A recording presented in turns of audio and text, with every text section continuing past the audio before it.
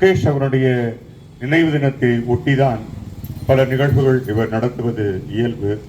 ஆனால் சமீபத்தில் பார்ப்போமேயானால் ஆண்டு முழுவதும் பல நிகழ்ச்சிகளை தொடர்ந்து நம்முடைய டாக்டர் ரமேஷ் அவர்கள் இங்கே முன்னெடுத்து நடத்தி கொண்டிருக்கின்றார்.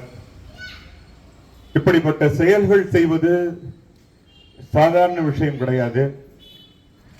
அதற்கு முன்னேற்பாடுகள் எந்த அளவிற்கு செய்ய வேண்டும், பெரிய விளம்பரமே இல்லாமல் பிறந்தோம் வாழ்ந்தோம் மடிந்தோம் என்று இல்லாமல் பிறந்ததற்குரிய ஒரு அர்த்தத்தை இன்றைக்கு நம்முடைய ரமேஷ் அவர்கள் எல்லோர் மத்தியிலும் விதைத்துக் கொண்டிருக்கின்றார்.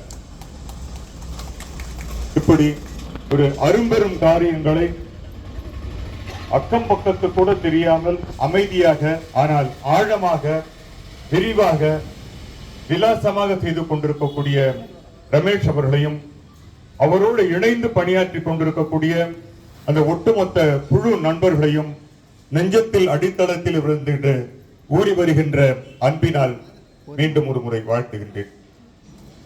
இந்த நிகழ்விலே சிறப்பாக பங்கெடுத்துக் கொண்டிருக்கக்கூடிய டாக்டர் ஜெயபிரகாஷ் நாராயணன் அவர்களே, அவர் இந்த பகுதியில் பார்த்தால் மிக பிரபலமானவர்.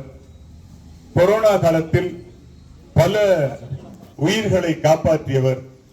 இன்றைக்கு பலர் இந்த மண்ணில் உலகிக் கொண்டிருக்கின்றார்கள் என்றால் அதற்கு நம்முடைய சித்த மருத்துவர் திரு டாக்டர் ஜெயபிரகாஷ் அவர்கள் மிக முக்கியமான காரணம் என்று சொன்னால் அது மிகை அல்ல.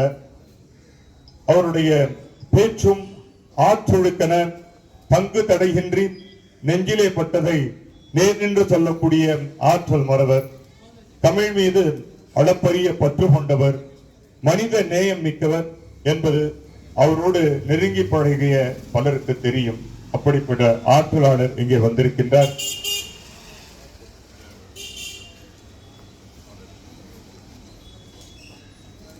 இந்த அமைப்பு ஆரம்பிக்கப்பட்ட காலம் முதல் இவரோட தோளோடு தோள் நின்று ஒரு வழிகாட்டியாகவும் ஒரு தலைமை ஆசிரியரை போலவும் இவர்களுக்கு வழிகளை சொல்லிக் கொண்டிருக்கக்கூடிய திரு ஜி ராதாகிருஷ்ணன் அவர்களே, இங்கே வரவிருக்கக்கூடிய திரு தமிழ் இயலன் அவர்களே, இங்கே மேடையில் இருக்கக்கூடிய ஈரோடு செல்வராஜன் அவர்களே மற்றும் திரு மற்றும் மற்றொரு முக்கிய விருந்தினர் ஈரோடு திரு ராதாகிருஷ்ணன் அவர்களே, இங்கே உடனிருந்து பணியாற்றி கொண்டிருக்கக்கூடிய அருமை சகோதரர்களே, பகுதி வாழ் பெருமக்களே, இந்த செயற்கரிய செய்வார் பெரியர் யார் யார் எல்லாம் செயற்கரிய காரியங்களை செய்கின்றார்களோ அவர்கள்தான் பெரியவர்கள்.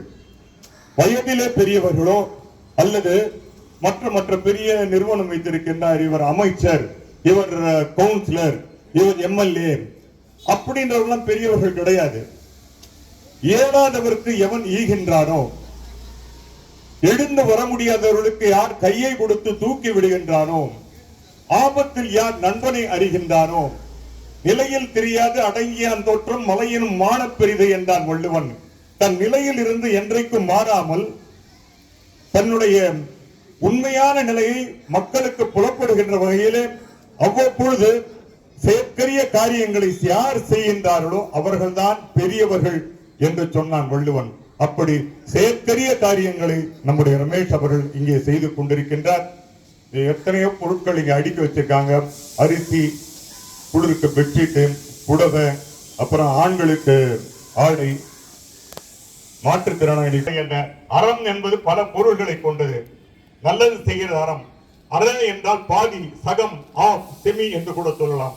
இதற்கு முழுமையான ஒரு அறக்கட்டளை என்கின்ற பெயரோடு இந்த பணிகளை செய்து கொண்டிருக்கக்கூடிய நீங்கள் எல்லா புகழும் பெற்று எல்லா வளமும் உங்களுக்கு இயற்கை அருள வேண்டும் என்கின்ற என்னுடைய வேண்டுகோளை இயற்கை அன்னைக்கு வைத்து அமைகின்றேன். நன்றி, வணக்கம்.